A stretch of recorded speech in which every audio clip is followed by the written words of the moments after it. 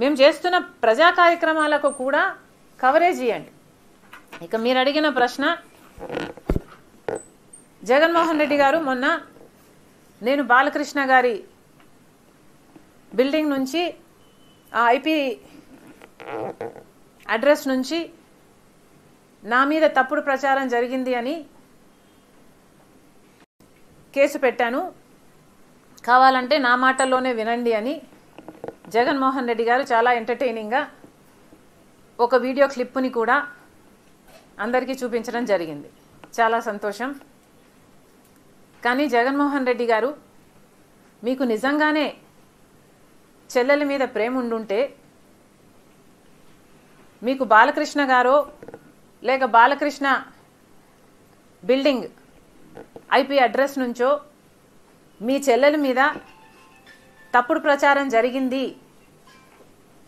అని మీరు నమ్మింటే, మీకు తెలుసుంటే, మరి మీరు 5 సంవత్సరాలు ముఖ్యమంత్రిగా ఉన్నారు కదా, ఆ ఇష్యూ జరిగిన తర్వాత 5 సంవత్సరాలు మీరు ముఖ్యమంత్రిగా ఉండి ఏం గాడిదలు కాశారండి? ఎందుకు ఎంక్వైరీ వేయలేదు బాలకృష్ణ మీద? మీరు ఇప్పుడు చెల్లెల మీద ప్రేమ ఉన్నట్టు మీరు మాట్లాడుతున్నారే. మీకు నిజంగానే చెల్లెల మీద ప్రేమ ఉంటే ఏ ఇష్యూ అయితే బాలకృష్ణ బిల్డింగ్ నుంచి అప్పుడు జరిగిందో ప్రభాస్కు నాకు సంబంధం ఉంది అని, అదే ఇష్యూని గత 5 సంవత్సరాలలో మీ సైతాన్ సైన్యం మీ సోషల్ మీడియాలో మీరు వాడుకోలేదా? నేను ఏ రోజైతే కేసు పెట్టానో, ఇలా జరిగింది, నా మీద తప్పుడు ప్రచారం జరుగుతుంది అని ఏ రోజైతే కేసు పెట్టానో ఆ రోజే నేను ప్రభాస్ అన్న వ్యక్తిని ఇంతవరకు చూడలేదు అని చెప్పాను. ఈ రోజుటికి కూడా నాకు ప్రభాస్ అంటే ఎవడో తెలియదు.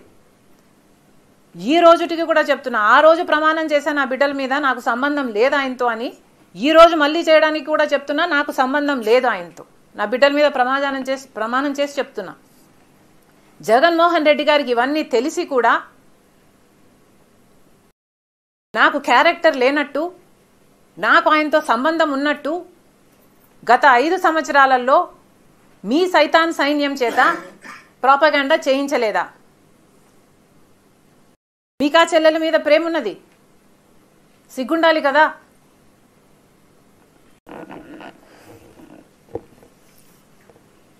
మళ్ళీ నా వీడియోనే ప్లే చేసి మళ్ళీ ఆయనకు మైలేజ్ వచ్చేటట్టు వాడుకుంటున్నారు.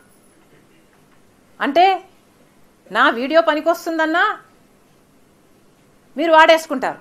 సో మీరు చెల్లెల్ని వాడేసుకుంటారు, మీరు తల్లి మీద కేసైనా పెడతారు, మీరు నాన్న పేరుని సిబిఐ ఛార్జ్ షీట్లో అయినా చేర్పిస్తారు. మీరు ఏమైనా చేయగలరు, మీకు మీరే సాటి సార్.